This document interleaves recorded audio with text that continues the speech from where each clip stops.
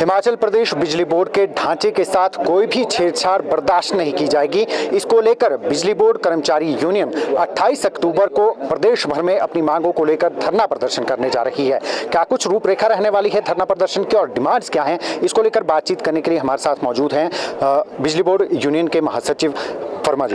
वर्मा जी, क्या ऐसी ज़रूरत पड़ी है कि बिजली बोर्ड कर्मचारी यूनियन को सड़कों पर उतरना पड़ रहा है और सरकार को चेतावनी देने के लिए जो है ये रुख अपनाना पड़ रहा है? अभी तो जो बैकग्राउंड में चीज़ें लगी है चली है, मेरे ख्याल में जो अभी एक आज लेटर भी आपने देखा, तो ये जो गवर्नमेंट में कुछ चीज़ें चली है जिससे कहीं ना कहीं जो है फाइनेंशियल कर्टेलमेंट के नाम से हर कुछ किया जा रहा है। तो वही जो एक पहल बिजली बोर्ड में हुई है जिसमें आपके कुंजा पद ऑफिसर्स के जो फंक्शनल पद थे, जो सर्विसेज दे रहे थे कुंजा को समाप्त कर दिए।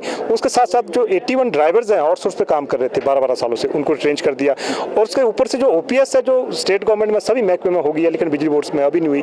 और साथ में जो बिजली बोर्ड का ढांचा है उसको कहीं निजीकरण की ओर आगे सरकार बढ़ रही है। इन तमाम मुद्दों को लेकर के हमारा 28 को पूरे हिमाचल प्रदेश में धरना प्रदर्शन है, जिसमें हजारों कर्मचारी और पेंशनर, हमारे साथ खरवाड़ा जी भी हैं जो पेंशनर जिला के प्रधान भी हैं, तो सारे बिजली बोर्ड के पेंशनर और कर्मचारी संयुक्त रूप से पूरे प्रदेश में धरना प्रदर्शन करके विरोध जताएंगे। आप कह रहे हैं कि पोस्टें बिजली बोर्ड में खत्म कर दी गई। सरकार का एक लेटर आता है, सरकार तो कह रही है कि जो 2 साल से भरे ही नहीं गए पद उनको सबको ही खत्म कर दिया जाएगा। आप कितना ये युवाओं के साथ कितना बड़ा ब्लंडर धोखा मानते हैं आप इसका? ऐसा हमने जब रात को जो नोटिफिकेशन आई है, जो नोटिफिकेशन हमने देखी है, तो इसमें तो बड़ा क्लियर है। इसमें अगर आप पिछली नोटिफिकेशन को उन्होंने जिसका रेफर किया है 12 की जो नोटिफिकेशन है, 12 की नोटिफिकेशन में टेम्परेरी पोस्ट थी, पर इन्होंने अभी जो रात को जो ऑर्डर 23 का ऑर्डर आया गवर्नमेंट का, उसमें जो परमानेंट और टेम्परेरी दोनों कर दी और साथ में ये भी कर दिया कि 2 साल से जो खाली है। मैं बिजली बोर्ड के बारे में कहना चाहूँगा, मेरे बिजली बोर्ड की जो लाइनमैन फील्ड स्टाफ है या फोरमैन है या सीनियर असिस्टेंट है, उसकी लगभग 7000 पोस्टें खाली है। अगर इस ऑर्डर को इंप्लीमेंट कर दिया जाता, अब तो क्लैरिफिकेशन आ गई है, अगर उसको कर दिया जाता तो मेरे 7000 पद खत्म हुए थे। मैं तो बिजली बोर्ड का वैसे ही निजीकरण, फिर तो आपका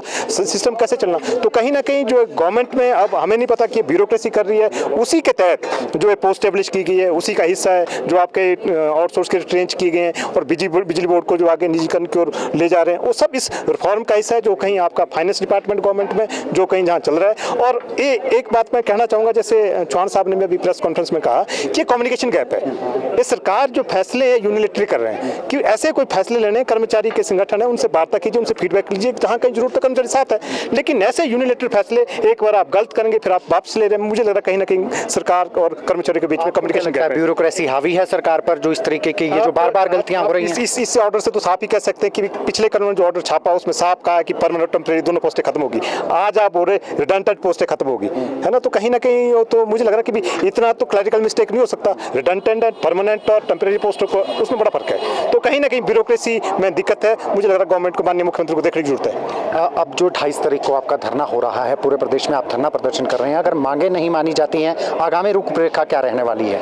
इसमें बड़ी क्लियर सी बात है। आप देखें 31 को दिवाली है और नेक्स्ट डे पहली को हमारे 81 लोग बिजली बोर्ड से बाहर जाएंगे। बड़े दुख की बात है जो 12 सालों जिन्होंने काम किया है और साथ में जो कुंजा पोस्टें खत्म की है, अनफॉर्चुनेट है। लेकिन उसके ऊपर जो बड़ा इशू आ गया वो तो बिजली बोर्ड के पेंशनर और कर्मचारियों पे सर्वाइवल का इशू आ गया है कि जो बिजली बोर्ड के ढांचे की आप निजीकरण की ओर ले जा रहे हैं। आप देखेंगे 29,000 पेंशनर्स हैं, 17-18,000 कर्मचारी हैं। अगर ढांचा अनबंडल हुआ तो वो तो सबकी सर्विस कंडीशन और सोशल सिक्योरिटी खत्म हो जाएगी।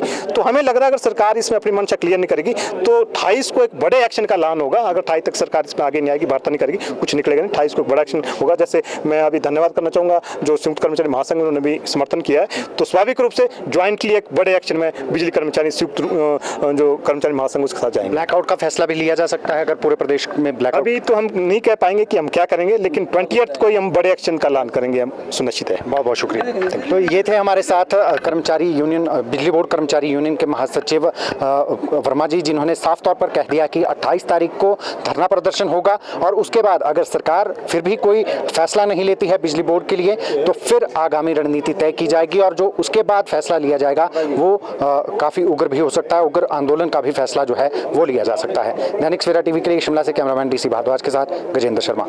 देश दुनिया की हर खबर सबसे पहले देखने के लिए फॉलो करें Dainik Savera TV, YouTube, Facebook, Instagram, X और व्हाट्सएप चैनल पर।